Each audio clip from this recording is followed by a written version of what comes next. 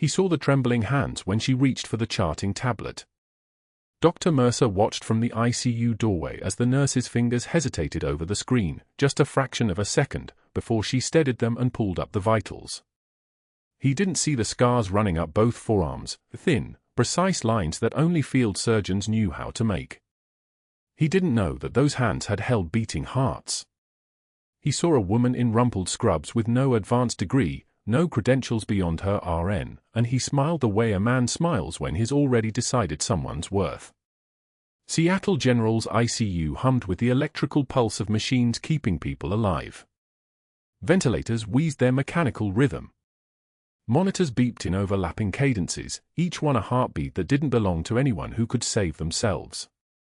The antiseptic smell mixed with something else today, burnt electrical wiring still lingering from yesterday's fire, a reminder that the building had almost killed someone.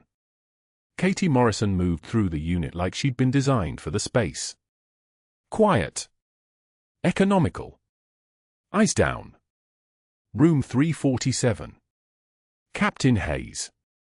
She pushed the door open with her shoulder, her hands already preparing, gloves snapping on with the precision of someone who'd done it 10,000 times, maybe more. The monitors around his bed painted him in green and blue light. Oxygen saturation at 94%. Blood pressure stable. Heart rate climbing slightly as consciousness returned. He'd been lucky. The electrical fire had started in the surgical wing, 3 floors above him. He'd been walking past when the evacuation began. 5 hours of that had nearly killed him, 5 hours of smoke, of chaos, of a hospital doing its worst. She checked his 4. The line was good. Taped securely. No infiltration. She adjusted the flow rate with a micro-movement of her wrist, the kind of thing that looked like nothing to anyone watching, and was actually everything. Captain Hayes. Her voice was soft. Deferential. The voice she wore at this hospital like a costume. How are you feeling? He opened his eyes. Looked directly at her face. For 2 seconds, nothing happened. His pupils dilated as they focused. She saw the moment his brain tried to connect what he was seeing to something in his memory. And then, nothing. His gaze slid past hers like she was furniture. Like she was the wall behind her. Like she was invisible. Throat's dry, he said to the ceiling. Can I get water? She could see it clearly on his forearm. Block letters. Military stencil font. Katie Morrison. Her name. Tattooed in the muscular dip of his inner forearm in the way that meant only one thing, she'd saved his life before. Before this hospital. Before Seattle. Probably in Ramadi. Probably during a convoy ambush or a collapsed compound or one of the 1,000 emergencies that happened in a war zone where the only thing standing between dying and living was the person who got to you first. I'll get you ice chips, she said. No water yet. Doctor's orders. He didn't acknowledge her. She touched the faded unit patch sewn inside her jacket lining, the one thing she'd kept from her previous life, the Marine Expeditionary Unit insignia that only 17 people ever earned. It was still there. Rough fabric against her palm. Proof that she'd existed as something other than this. She left the room. Her hands were steady now. The fluorescent lights in the hallway buzzed like they were telling secrets. Katie moved toward the supply room, her scrubs making small whispers against her legs. She'd been at Seattle General for 8 months. 8 months of eyes down. 8 months of not speaking unless spoken to. 8 months of absorbing contempt like it was just part of the air you breathed in a hospital where everyone knew everyone else's credentials and hers were the ones that didn't match. She was halfway to the supply room when she heard the laughter. The break room door was propped open. Vending machines humming in their mechanical way. She could see Dr. Mercer's residents through the gap, 2 of them, their white coats crisp and expensive-looking, their voices carrying the kind of confidence that comes from pedigree and family connections and never having to wonder if you belonged anywhere. Like the janitor playing Florence Nightingale, one of them said. The taller one. Katie had trained him on cardiac protocols last month. She'd spent 3 hours showing him how to read arrhythmias on a monitor, how to catch the early warning signs before a patient coded. He'd thanked her then. Or seemed to. The other resident laughed. Hi. Braying. Did you see her hand shaking when she tried to input the orders yesterday? Mercer's been saying something about her references not checking out. Some gaps in her employment history. Who hires someone like that? Their voices weren't quiet. They were the kind of loud that comes from certainty that no one important was listening. Katie stopped walking. Didn't turn around. Her jaw clenched once, then unclenched. She stood absolutely still in the hallway and let the sound of their contempt wash over her the way she'd let so many other things wash over her, small things, accumulated things, the way you accumulate small cuts until you're not sure where the bleeding started. The tall resident's voice again. Mercer says she probably lied on her application.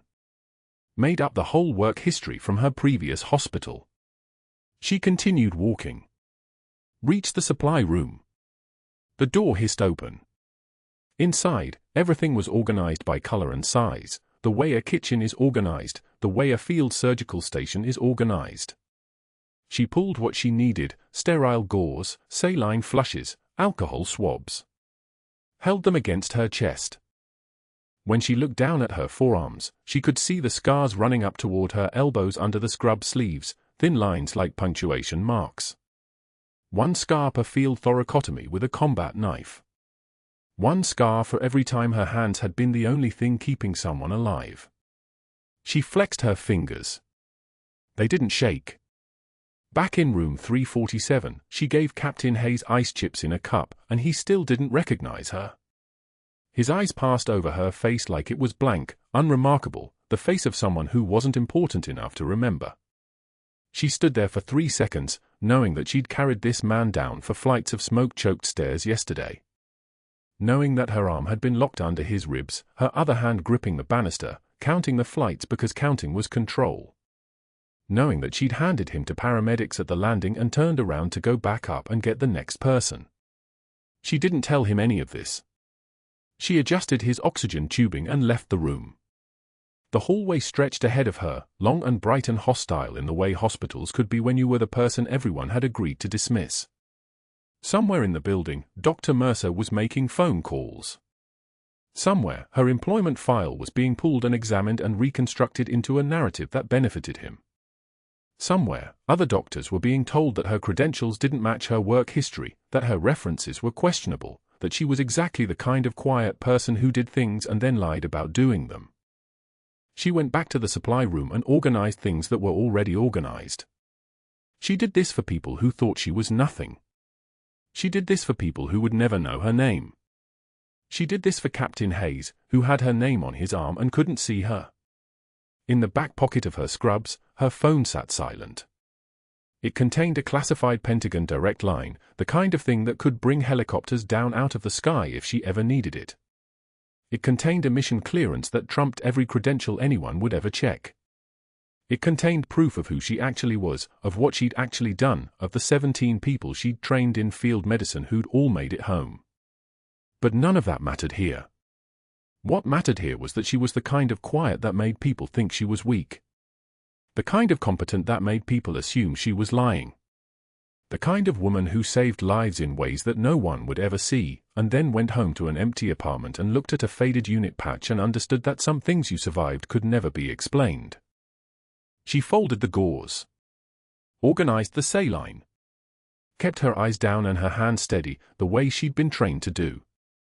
The way she'd been doing for 8 months. The way she would keep doing until something changed.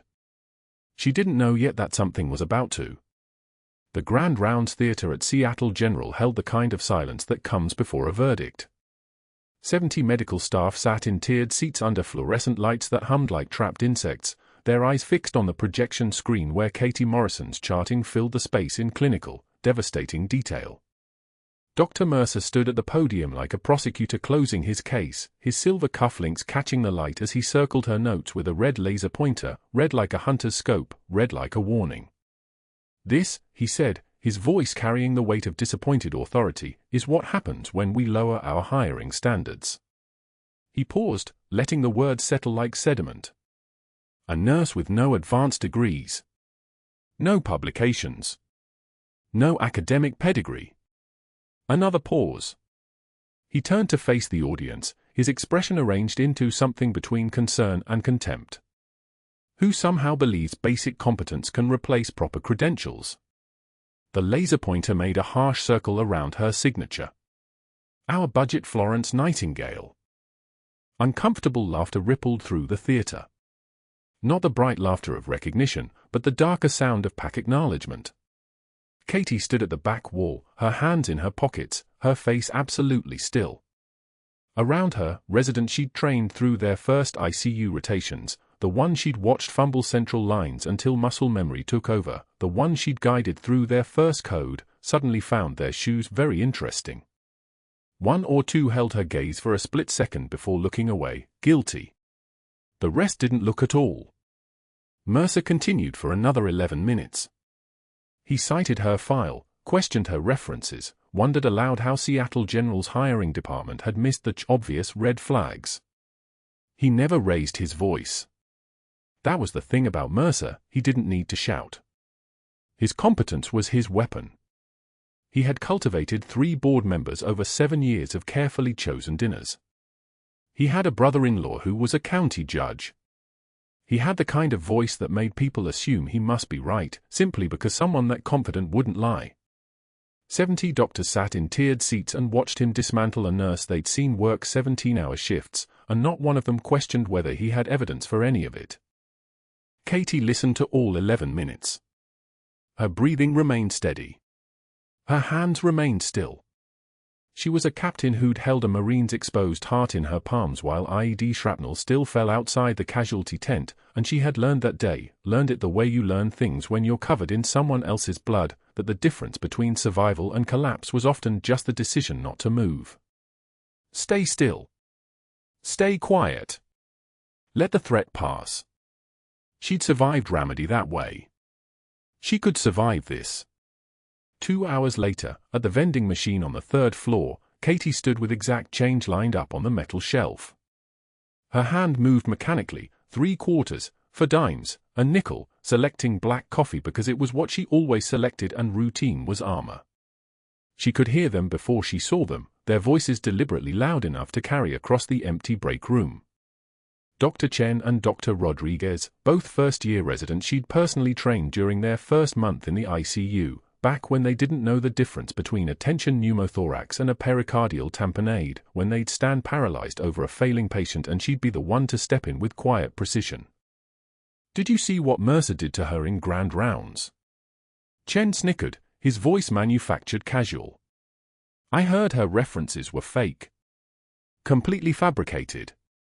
Employment gaps too, Rodriguez added, the kind of guy who smiled at you on rounds and stabbed sideways in hallways.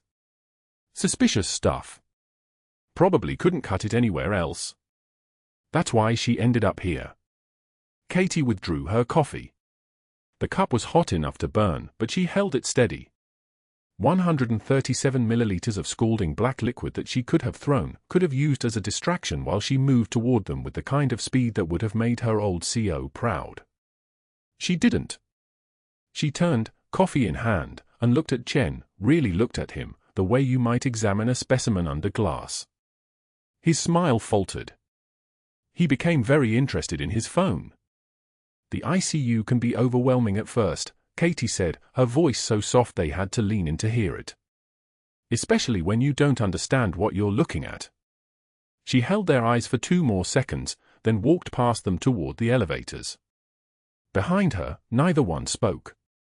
That was the difference between someone trained to endure and someone trained to perform. When Chen and Rodriguez felt afraid, they tried to explain it away. When Katie felt threatened, she simply documented it and moved on. Outside the ICU that evening, Mercer cornered her by the supply closet where she was restocking 4x4s. The hallway was empty, 6:15 p.m. on a Tuesday, the shift change already complete, the hospital in that strange in-between moment where day staff had gone home and night staff hadn't quite taken over. He blocked the doorway with his body, his voice low and venomous in a way that made it worse than shouting, because low voices sounded like truth. "I'm giving you a professional courtesy," he said. "One chance to handle this gracefully." Katie continued counting Gore's packages. 4, 5, 6. "Resign quietly tonight," he continued, "and we don't have to involve HR. No investigation, no background check complications. You simply tell them you're pursuing other opportunities." His smile appeared then, thin as a knife blade. "Tomorrow morning, if you're still here, I'll have security escort you out in front of everyone. Your choice." He paused, letting that sink in. "I've already made calls. Your references don't check out. That employment gap from 2015 to 2018. It raises questions. I have a private investigator looking into it, and the board has questions about your credentials." He talked for 3 more minutes. Katie listened to every word while her hands continued their mechanical work: fold, stack, organize. He told her she was embarrassing the profession. He told her that compassion without credentials was dangerous. He told her that he didn't want to do this, that his hands were tied, that the hospital standards were simply too high for someone like her. He painted himself as the reluctant executor of necessary justice. Katie understood, in that moment, that Mercer wasn't just competent, he was smart. He'd built a trap with walls made of doubt and a ceiling made of social proof, and he'd positioned himself as the only one brave enough to spring it. When he finally paused for breath, Katie set down the stack of Gore's packages. She turned to face him completely. Her eyes were the color of a winter sky, flat, clear, offering no reflection. When she spoke, her voice had dropped an octave without her permission, the kind of voice that comes from somewhere deeper than the throat, somewhere closer to the bones. "The difference between us, Doctor," she said, "is that I've actually held a dying man's heart in my hands and felt it start beating again." She didn't wait for his response. She turned and walked past him down the hallway, her footsteps neither hurried nor slow, just steady and final like a closing door. Behind her, Mercer's mouth opened and closed. His face went the color of raw steak. He tried to call after her, but his voice came out strangled, a sound like a man drowning in shallow water.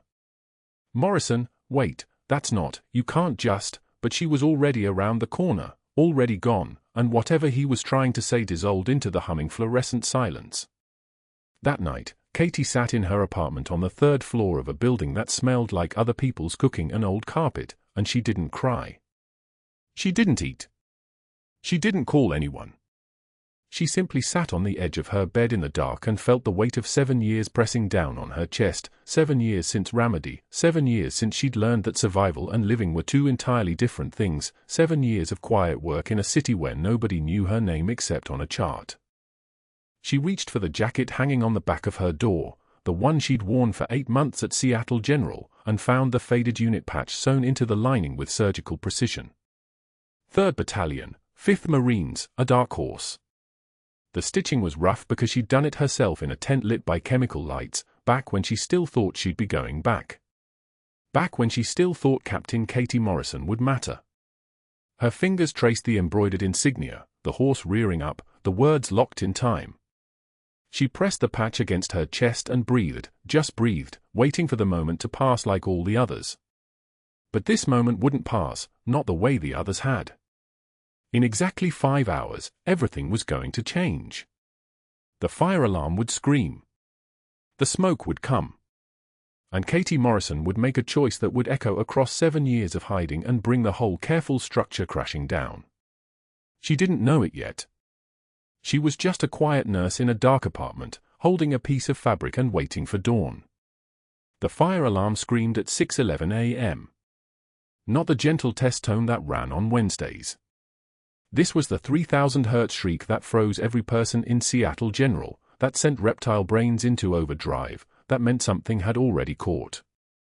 Katie was in the break room restocking the crash cart when the sound hit, a physical thing, like pressure against her eardrums. She didn't pause.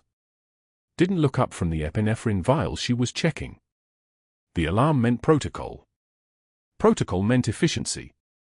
And efficiency meant lives. The overhead speakers crackled. Code red. Electrical room. 4th floor. All personnel execute immediate evacuation. Code red. Electrical room. 4th floor. By the time the second announcement started, Katie was already moving. She set down the vial, pushed back from the counter, and walked toward the stairwell with the kind of purposeful calm that made newer nurses follow her without thinking. Smoke was already visible in the main corridor, black, thick, rolling low like something alive. The electrical room was 2 floors above the ICU. Wind patterns would push it down. The ICU was her assignment. Room 347 was her patient. The stairs smelled like burnt insulation mixed with copper and ozone, that sharp chemical reek of shorting circuits and melting plastic. Katie took the steps 2 at a time, her hand on the railing, her mind already cataloguing what was upstairs. Captain Hayes. Stable vitals last check. Fresh post-surgical. Still on oxygen. Still sedated. Still the intelligence asset she'd been placed here to protect, though the Navy didn't know she knew that part. Headquarters had briefed her before she took this nursing position, 3 weeks in, monitor his condition, note any visitors outside protocol, report if anything changed with his classification status. What they hadn't briefed her on was the smell of smoke getting thicker, or how the stairwell lighting would flicker as the electrical fire ate its way through the hospital's systems. The 4th floor landing door was hot to the touch. Not scalding, not yet, but warm enough that she knew the fire was closer than the announcement suggested. Katie pushed it open and moved into the hallway. Visibility was maybe 15 feet. Smoke hung in layers, thicker near the ceiling, thin enough at ground level to see the room numbers. 340 or 341. 342, the ventilation system was fighting a losing battle, pulling smoke deeper into the corridor instead of out. Somewhere above, oxygen was feeding the fire. Somewhere below, patients were already in the main stairwell, being guided out by personnel who'd trained for this moment. Room 347 was at the end of the hallway. The door was closed, which meant nobody had evacuated this patient yet. Which meant nobody was coming. Katie moved through the smoke like water, her lungs adapting to the chemical burn the way they always did. Pain was information, not a stop sign. The room door opened on her second push, revealing Captain Hayes on the bed, one hand clawing at his oxygen mask, eyes unfocused with the dreamlike panic of someone waking in a nightmare. His monitors were screaming. Heart rate 142. O2 saturation dropping like a stone, down from 98 to 87. The 4-pole stood ready. The crash cart was 10 seconds away. She had maybe 5 minutes before this hallway became impassable. Captain, Katie said. Her voice was level. Working voice. Not the deferential nurse voice she used around Dr. Mercer. We're evacuating. I'm moving you now. His eyes found her face through the haze. Recognition flickered there, not of her, but of the command tone. Military training never completely left the body, even on pain medication. He nodded, tried to sit up, winced as the surgical incision in his abdomen pulled tight.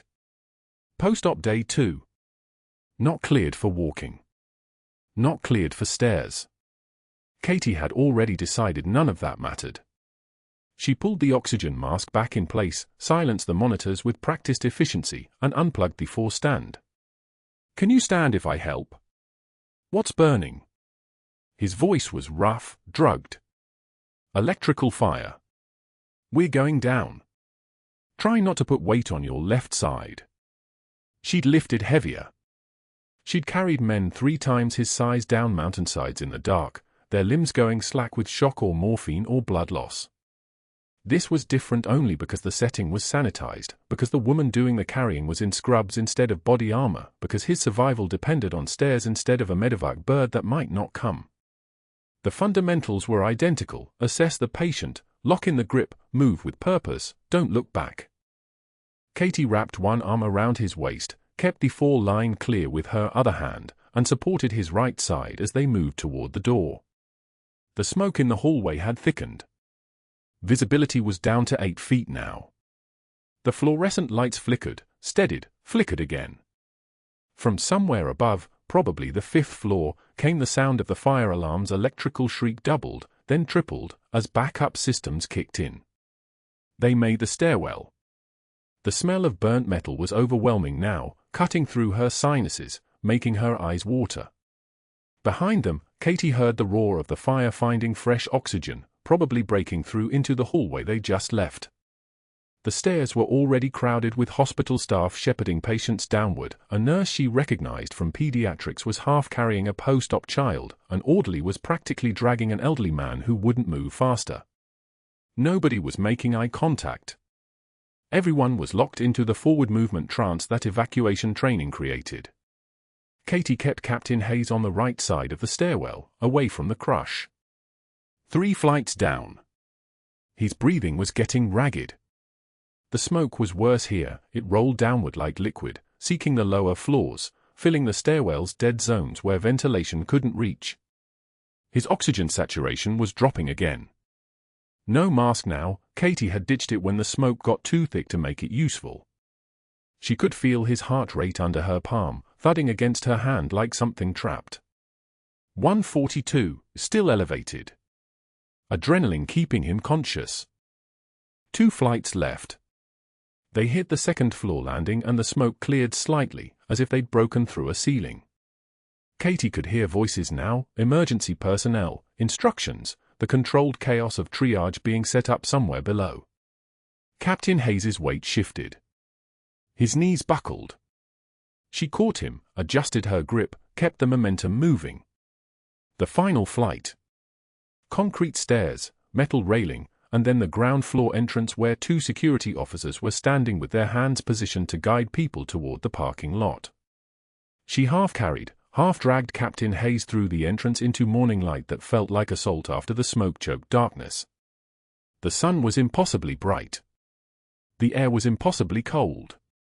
His wife was somewhere in the crowd. Katie could hear a woman screaming his name, probably near the staging area. But first, they needed distance from the building. The parking garage was being used as a secondary triage zone. Katie moved Captain Hayes toward one of the treatment stations that had been set up, a folding table with a medical kit and a portable oxygen concentrator. The EMTs were overwhelmed, working 3 patients at once, so Katie made the command decision and sat the captain down on a bench, started his oxygen again from the portable unit, and checked his wounds. The surgical incision was intact. No blood seeping through the bandage.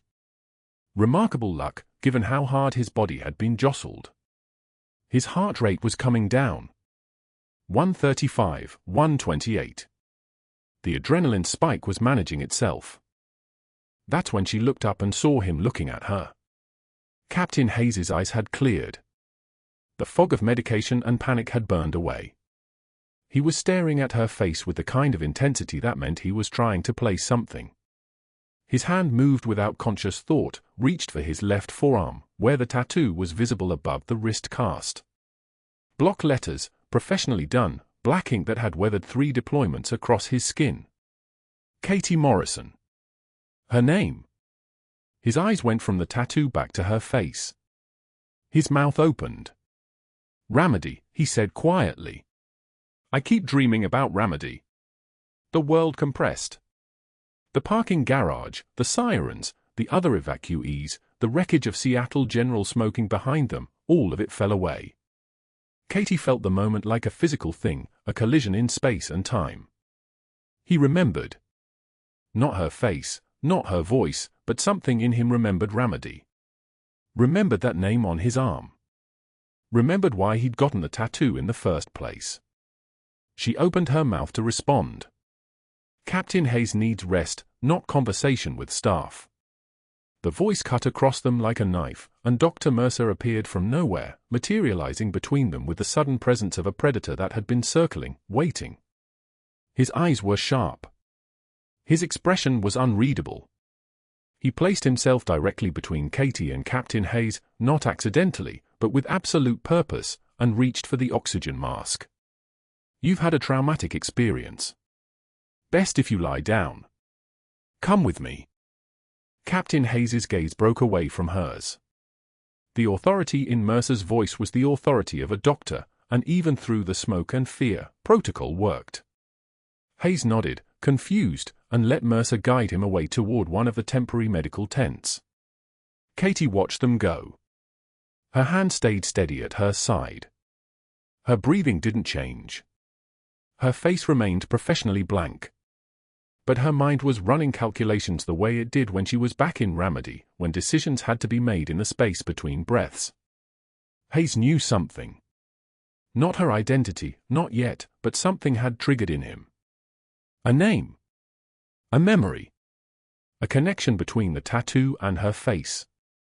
And Dr. Mercer had seen the moment of recognition and moved to interrupt it. Which meant Mercer understood more than he should have. Which meant the clock was moving faster than headquarters had predicted. Katie turned and walked back toward the hospital entrance, where nurses were still organizing supplies for the secondary triage. No one stopped her. No one questioned why the quiet ICU nurse was moving with such purpose, her scrub still smelling of smoke, her hands completely steady. The fire was still burning somewhere in the upper floors. The fire department was arriving in controlled chaos, trucks, personnel, equipment. But Katie was thinking about Ramadi. About a young captain with a fresh tattoo on his forearm. About the night she'd found him bleeding out in an alley behind a safe house, his classified briefing papers scattered, evidence that someone had tortured him for information. About the fact that Dr. Mercer had just moved to isolate her from the one patient who might actually remember why she was here. The post-surgical patient coded at 6:48 p.m. in the parking garage, right as the evacuation drill reached level 3. Fresh thoracotomy incision splitting open like a seam under pressure, his chest heaving in the wrong rhythm, the gonal breathing, the kind that meant minutes. The drill monitors showed his vitals flatlined on every screen, but Katie saw him first, saw the way his body went rigid against the stretcher, saw the blood soaking through fresh gauze that should have held for another 6 hours. She was 3 steps away. The resident pushing the stretcher froze. The 2 nurses flanking him looked at each other like they were waiting for permission to panic. Nobody moved. Nobody breathed. The fluorescent lights of the parking structure hummed their mechanical dirge overhead, rain starting to hammer the concrete outside the loading bay doors. The patient's wife stood 30 feet back, phone already up, already filming, because that's what people do now, they document the moment they watch someone die. Katie moved. She didn't ask. Didn't request. Didn't wait for a code button or a crash cart. She pulled the combat knife from her ankle holster, the blade thin enough to slip between ribs, the edge sharp enough to cut through the intercostal membrane in one smooth motion. The knife that had been part of her before she was a nurse, before she was anyone Seattle General thought they knew. The resident's voice cracked. "What are you?" She was already cutting. The incision went through the 4th intercostal space, clean and precise, muscle memory taking over the way it always did when the body understood something the mind was still processing. 217 field thoracotomies. Ramadi, 2016. A bombed-out schoolhouse. 14 days without a surgical suite, without sterile conditions, without backup. Just hands and knowledge and the kind of calm that comes from having already survived the worst. The knife went in. The chest wall opened. Her hand went in after it. His heart was a fist. Cold. Still. Fibrillating against her palm like something drowning. She didn't hesitate. Didn't flinch. Just started compressions the way she'd learned in a clinic that no longer existed, under an orange sky, with artillery echoing off the buildings. Direct cardiac massage. Hand pressure. The rhythm that meant life. The patient's wife screamed something. The resident backed away. The nurse with the phone kept filming because human nature films what it doesn't understand, what frightens it, what might prove it was all real. The heart moved. Once. Twice. The electrical activity picking up like a slow ignition, catching, firing. The rhythm regularized. His eyes snapped open. He gasped, a sound like someone breaking through water after drowning, like the ocean finally deciding to give him back. The ambulance arrived in 4 minutes. By then Katie had sutured the incision with trauma shears and 3 feet of gauze, stopped the hemorrhage, stabilized the chest wall, and stepped back with the bloody knife still in her hand like it was nothing. Like she wasn't a hospital employee. Like she was exactly what she'd always been underneath the scrubs. The paramedics took the stretcher. The wife was crying and filming and calling someone, 911, maybe, even though it was already happening. The resident looked at Katie like she'd just pulled a gun and fired it clean through a playing card from 50 yards. But that wasn't the worst part. Dr. Mercer was in the hospital administrator's office exactly 2 hours later, phone already pressed to his ear. 3 board members he'd cultivated for 6 years heard his voice come through their personal lines like a predator's purr. Reckless. Dangerous. Unqualified. A nurse with no credentials pulling a weapon in a hospital, performing surgery she had no authority to perform, contaminating a sterile patient with an unsterilized blade. He'd heard the recording. He had witnesses. The wife's phone footage was all the proof they needed. By midnight, a private investigator was sitting in that same administrator's office with a folder thick enough to destroy someone. Katie Morrison. No college transcripts on file anywhere. Previous addresses that didn't match tax records. 8-month employment gaps scattered through her history like missing teeth. References that reached disconnected phone lines, because the Pentagon cuts off classified contact routes after business hours, but the investigator didn't know that. He just knew the numbers didn't work. He just knew something about this woman didn't add up. The administrator's face was carefully blank when he summoned Katie to the conference room at 11 p.m. 5 people sitting in judgment. The investigator. The board members. HR. The hospital's legal counsel. Katie walked in with her hands perfectly still at her sides, the same way she'd walked past Dr. Mercer in the hallway 2 days ago, the same way she'd walked into every situation that had tried to break her for the last 8 months. The evidence here is substantial, the HR director said. She was a woman named Patricia, kind eyes, but her voice had the weight of institutional power behind it now. Falsified references. Impossible employment history. And today, you performed a surgical procedure you have no legal authority to perform, using a weapon, in a hospital, on a post-surgical patient. Katie could have defended herself. Could have said the knife was sterile, it wasn't, but adrenaline and reality didn't care about standards. Could have explained that direct cardiac massage is a last resort technique learned by every combat medic in the Navy Medical Corps. Could have produced her actual credentials, her actual service record, her actual Silver Star citation, the Navy Cross that was currently in a safe deposit box in Virginia under a name that wasn't Katie Morrison. But explaining all of that meant blowing her cover. Meant compromising the federal intelligence operation that had placed her here specifically to monitor Captain Hayes.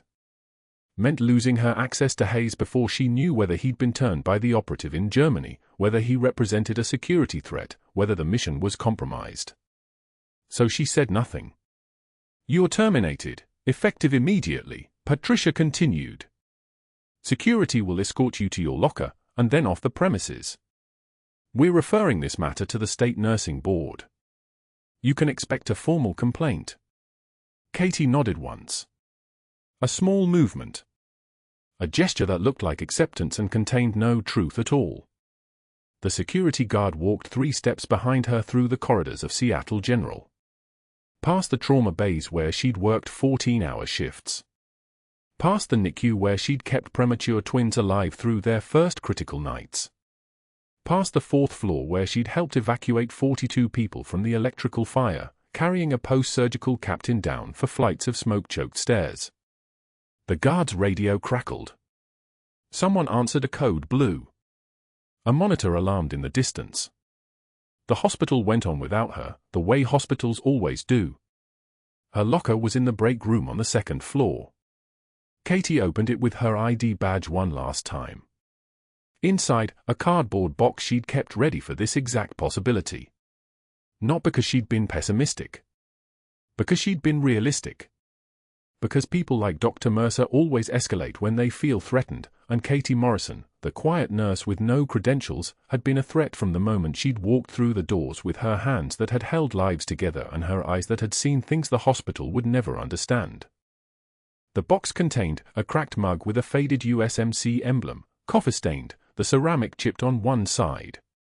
A dying succulent she'd kept alive for 3 years on the break room windowsill, the leaves curled and papery but still green at the edges. A photograph of her brother Marcus in dress blues, smiling at a camera in Al-Assad 14 years ago, before the IED, before Katie held him while the life ran out between her fingers.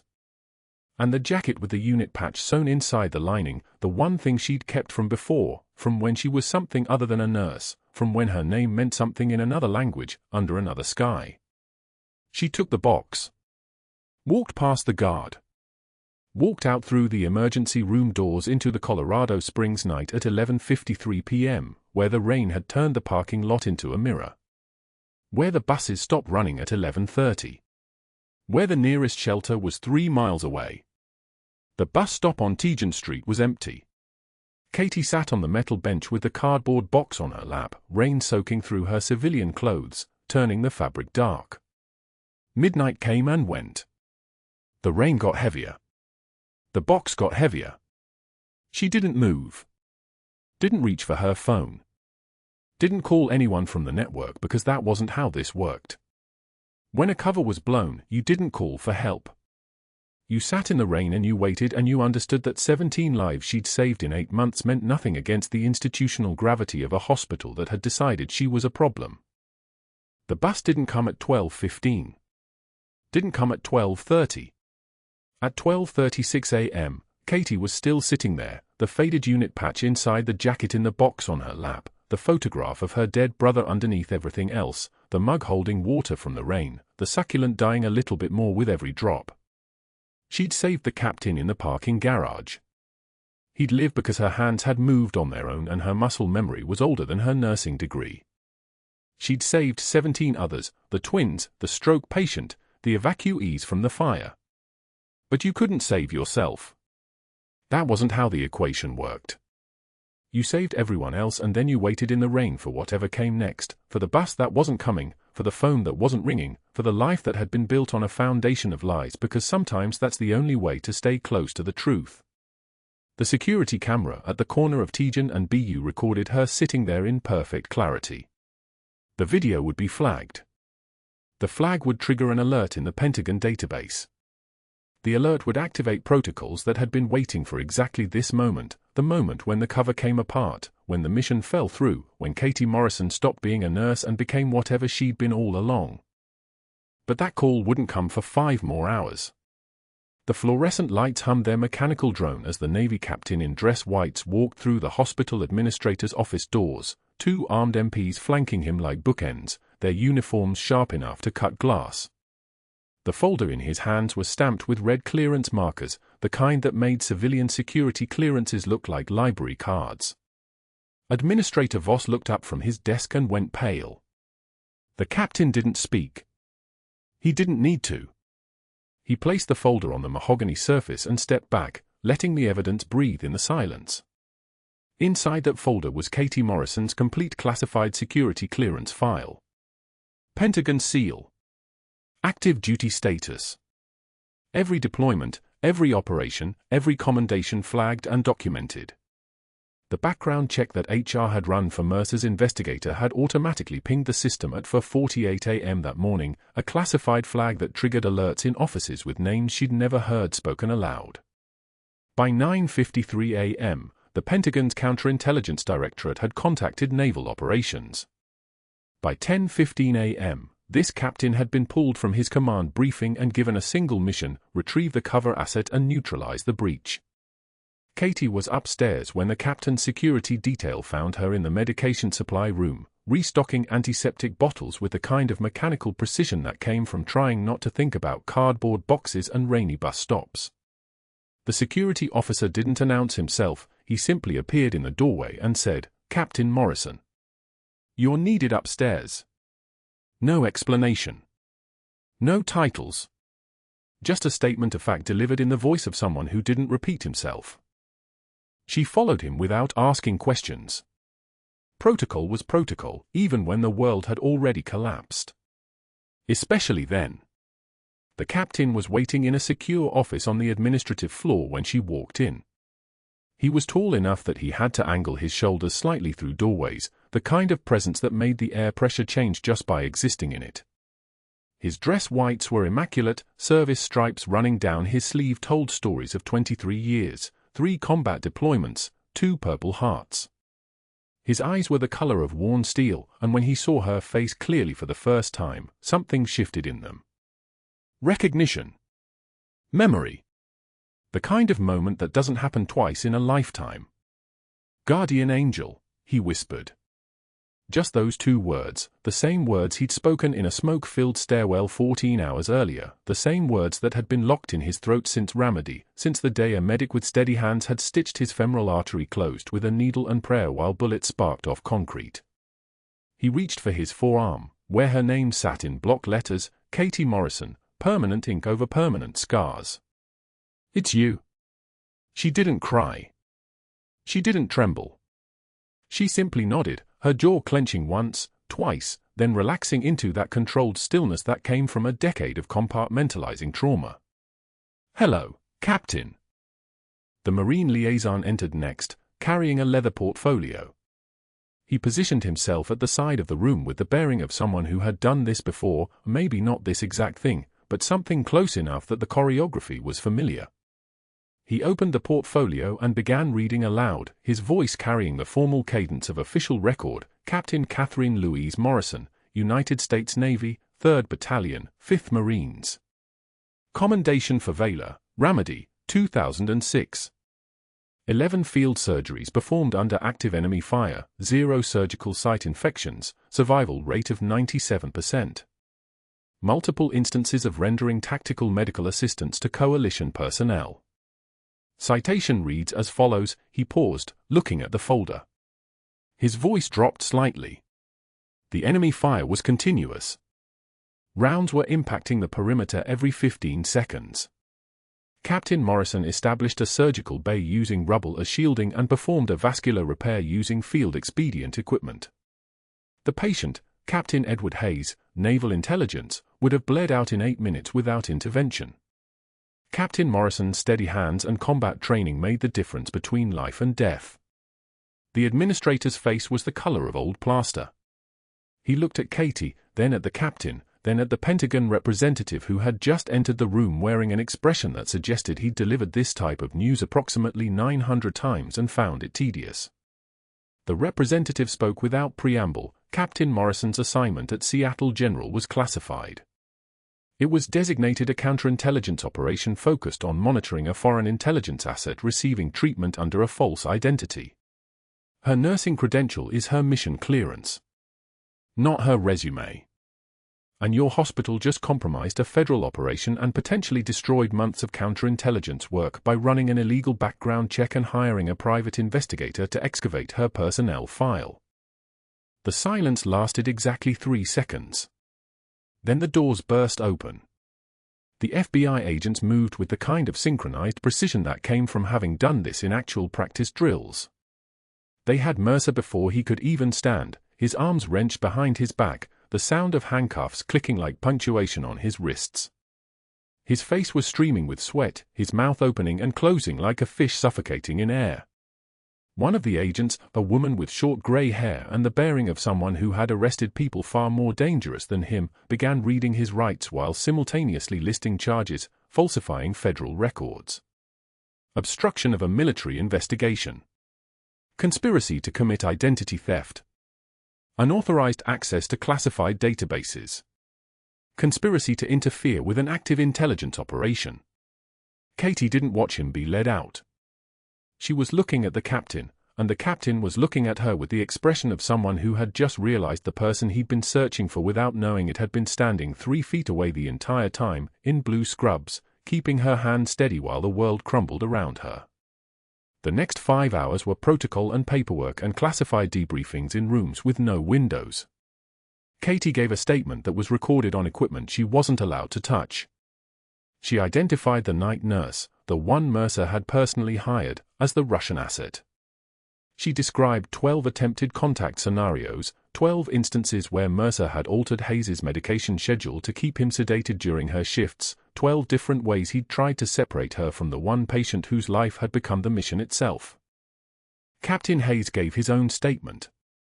He described the weeks of fog, the drugs that didn't feel right, the sudden clarity when Katie finally defied hospital protocol and sat with him anyway, talking about remedy in that calm voice that had kept him alive long enough to be saved.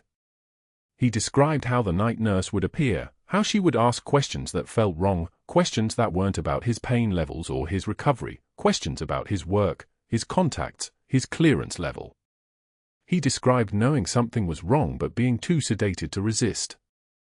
She was protecting me, he told the investigators. Katie was protecting me. And Mercer was trying to keep us apart. He knew what she was. He was sabotaging the operation. By 6:22 p.m. that evening, the FBI had recovered Mercer's personal device. The investigator he'd hired had already provided access to his communication logs, copies of emails where Mercer had explicitly instructed him to find dirt, fabricate if necessary, where Mercer had offered $20,000 for falsified references. The chain of evidence was pristine. The conviction would be straightforward. 6 months later, Katie walked through Seattle General's loading dock in her navy dress whites, her captain's bars polished to mirror brightness, the silver star on her chest catching the fluorescent light like a small sun. She was here for a commendation ceremony, a formal public acknowledgement that the Pentagon had declassified portions of her service record. The Secretary of Defense himself was coming. The hospital auditorium would be packed. The press would be there. Her cover, at last, was no longer a cover. Through the loading dock window, she saw him. Dr. Mercer in a blue medical supply uniform, his name stitched in white letters over the pocket. Boxes of gauze and bandages stacked on a dolly. His conviction had included jail time suspended for community service, his medical license permanently revoked, his career atomized under the weight of evidence that kept multiplying, research data falsified over 3 years, junior colleagues whose work he'd stolen, competing studies he'd suppressed. The professional edifice he'd spent 20 years constructing had collapsed in 72 hours. He saw her at the same moment she saw him. His face crumbled. His hand stopped moving. For 1 second, the full weight of what he'd done, the antagonism, the sabotage, the deliberate interference with a classified military operation, crashed through him visibly, like a wave breaking against stone. She didn't stop.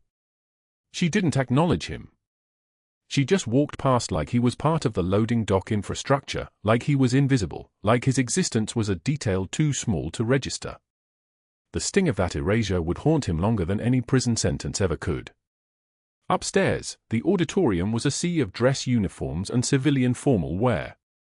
300 people filled the seats, hospital staff, patients who'd recovered under her care, families, press, military personnel from 3 different commands. Captain Hayes stood near the podium in his own dress whites, promoted to commander based on his commendation for service during the intelligence operation, his uniform decorated with ribbons that told stories of rebuilding after trauma.